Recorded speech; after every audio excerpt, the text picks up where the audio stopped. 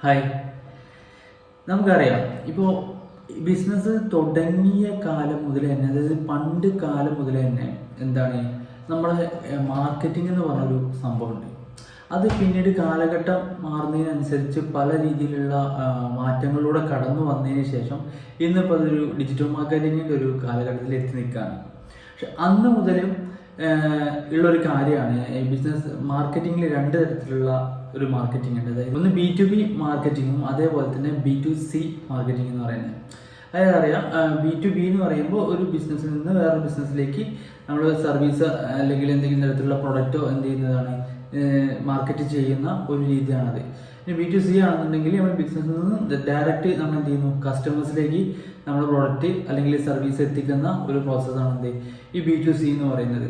ഇതിപ്പോൾ ഇന്റർനെറ്റ് മാർക്കറ്റിങ്ങിൽ ഇത് വരുന്ന സമയത്ത് ഇപ്പോൾ നമുക്കറിയാം, നമുക്ക് B2C ഉപയോഗിക്കുന്ന മാർക്കറ്റിംഗ് സ്ട്രാറ്റജി അല്ല നമുക്ക് എന്ത് വേണ്ടത് B2Bയിൽ വേണ്ടത്. അവിടെ നമ്മൾ ഒരുപാട് കാര്യങ്ങൾ ശ്രദ്ധിക്കേണ്ടതായിട്ടുണ്ട്. ഓക്കെ, ഇപ്പോൾ ഇന്റർനെറ്റ് മാർക്കറ്റിംഗിൽ വരുന്ന സമയത്ത് ഇപ്പോൾ നമുക്കൊരു ടാർഗറ്റ് ഓഡിയൻസ് എന്ന് പറഞ്ഞൊരു സംഭവമുണ്ട്. ഇപ്പോൾ PPC അഡ്വർടൈസ്മെന്റ് ചെയ്യുന്നവർക്കറിയാം, B2Bയിൽ നമുക്ക് ടാർഗറ്റ് ഓഡിയൻസ് എങ്ങനെ സെറ്റ് ചെയ്യണമെന്ന് വെച്ച് കഴിഞ്ഞാൽ, നമ്മൾ എപ്പോഴും എന്താ പറയുക, ഒരു ബിസിനസ് പ്രൊഫഷണൽസ്, അതേപോലെ തന്നെ ഒരു മാനേജ്മെന്റ് ലെവലിൽ നിൽക്കുന്ന ആളുകൾ, അല്ലെങ്കിൽ HR അങ്ങനെയുള്ള ആളുകളെ നമ്മൾ എന്ത് ചെയ്യേണ്ടി വരും, ഡീറ്റെയിൽ ആയിട്ട് ടാർഗറ്റ് ചെയ്തിട്ട് നമ്മളെ പ്രൊഡക്റ്റ് സർവീസ് അവരുടെ ഇടയിലേക്ക് എത്തിക്കേണ്ടതായിട്ടുണ്ട്.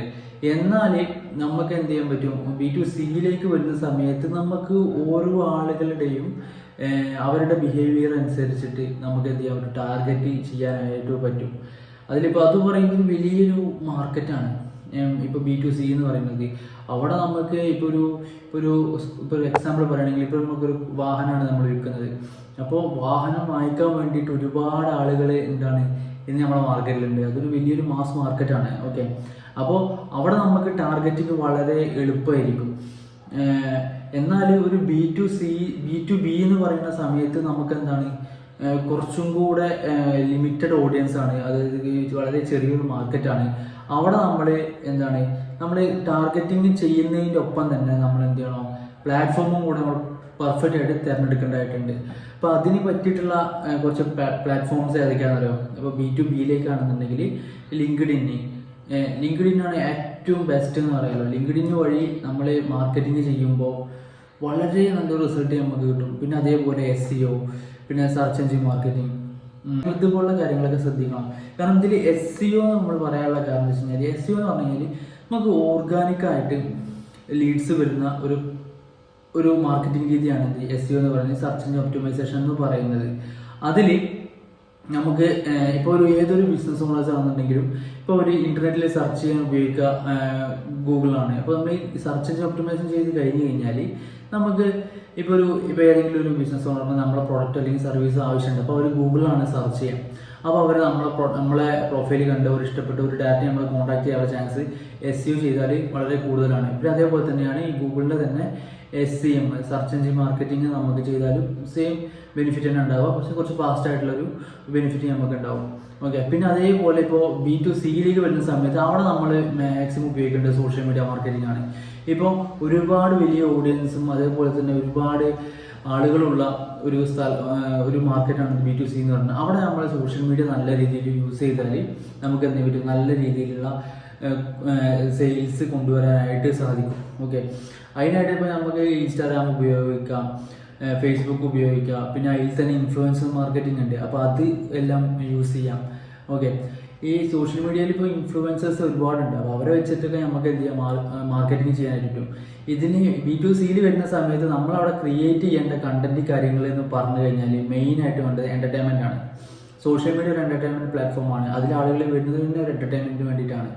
അപ്പോൾ അവിടെ നമ്മളൊരു എന്താ പറയുക, അവരെ കൂടെ എൻഗേജ് ചെയ്യിപ്പിക്കുന്ന, അവരെ കൊണ്ട് ആക്ഷൻ എടുപ്പിക്കുന്ന, അല്ലെങ്കിൽ അവരൊന്ന് ഹാപ്പി ആക്കുന്ന രീതിയിലുള്ള ചെറിയ രീതിയിലുള്ള എൻ്റർടൈൻമെൻറ്റ് വീഡിയോസ് കാര്യങ്ങൾ നമ്മൾ പോസ്റ്റേഴ്സ് അവിടെ കൊണ്ടുവരുന്നതാണ് ഏറ്റവും ബെറ്റർ എന്ന് പറയുന്നത്. എന്നാൽ നമുക്ക് ഇവിടെ വരുന്ന സമയത്ത്, ഇവിടെ B2Bയിൽ വരുന്ന സമയത്ത് കണ്ടന്റ് വേണ്ടത്, ഒന്നാമത്തേത് ഈ ഒരു രീതിയിലാണ് വേണ്ടത്. എങ്ങനെയാണെന്ന് വെച്ച് കഴിഞ്ഞാൽ നമ്മൾ എഡ്യൂക്കേറ്റ് ചെയ്യുക. അപ്പോൾ നമ്മുടെ കയ്യിലുള്ള പ്രൊഡക്റ്റ് സർവീസ് അത് ഏതാണ്, എങ്ങനെയാണ്, അതിൻ്റെ ബെനിഫിറ്റ് എന്താണ്, അല്ലെങ്കിൽ അത് ഏത് പ്രശ്നത്തിനുള്ള സൊല്യൂഷനാണ് എന്നൊക്കെ നമ്മൾ വ്യക്തമായിട്ട് എന്ത് ചെയ്യണം, ആളുകൾക്ക് പറഞ്ഞു കൊടുക്കണം. ഓക്കെ, നമ്മൾ അതായത് ബിസിനസ് ഓണേഴ്സിന് അതിനെക്കുറിച്ച് കൂടുതൽ എഡ്യൂക്കേറ്റ് ചെയ്യണം. എങ്കിൽ മാത്രമാണ് എന്ത് ചെയ്യാൻ പറ്റുള്ളൂ, നമുക്കും നല്ല രീതിയിലുള്ള ലീഡ്സ് ജനറേറ്റ് എടുക്കാനായിട്ട് പറ്റുള്ളൂ. അവർക്കും അതുകൊണ്ട് തന്നെ ഒരു ബെനിഫിറ്റ് ഉണ്ടാവുള്ളൂ. കാരണം അവർ നമ്മളെ പ്രോഡക്റ്റിനെ കുറിച്ച് കൂടുതൽ പഠിക്കുമ്പോൾ അവരുടെ സ്കില്ല് അവിടെ വളരെയാണ്. ഇതിനെ നമ്മളെ ഡിജിറ്റൽ മാർക്കറ്റിംഗ് എന്ന് പറയുമ്പോൾ മെയിനായിട്ട് മറ്റുള്ളവർക്ക് നമ്മൾ പണം ഉണ്ടാക്കാൻ ഹെൽപ്പ് ചെയ്യുന്ന ഒരു സ്കില്ലാണ്. അതുകൊണ്ട് തന്നെ ഗൂഗിളിൽ നിങ്ങൾ സെർച്ച് ചെയ്ത് നോക്കിയാൽ അറിയാൻ പറ്റും, ഹൈ ഇൻകം സ്കില്ലിൽ നമ്പർ 1 കിടക്കുന്ന ഒരു സ്കില്ലാണ് ഡിജിറ്റൽ മാർക്കറ്റിംഗ് എന്ന് പറയുന്നത്. ഇതിൽ നമ്മൾ മറ്റുള്ളവരെ പണം ഉണ്ടാക്കാൻ ഹെൽപ്പ് ചെയ്യുന്ന സമയത്ത് നമുക്കും കൂടെയാണ് ഗ്രോത്ത് ഉണ്ടാകും. അപ്പോൾ നമ്മൾ ഒരു സംഭവം ഏറ്റെടുത്ത് കഴിഞ്ഞാൽ അത്രയും പെർഫെക്റ്റ് ആയിട്ട് വേണം നമ്മൾ ആ ഒരു വർക്ക് അവിടെ നമ്മൾ ക്ലോസ് ചെയ്യാനായിട്ട്. ഓക്കെ, പിന്നെ ഇത്തരം കാര്യങ്ങളാണ് ഞാൻ ഈ ഒരു വീഡിയോയിൽ പറയാനായിട്ട് ആഗ്രഹിച്ചത്.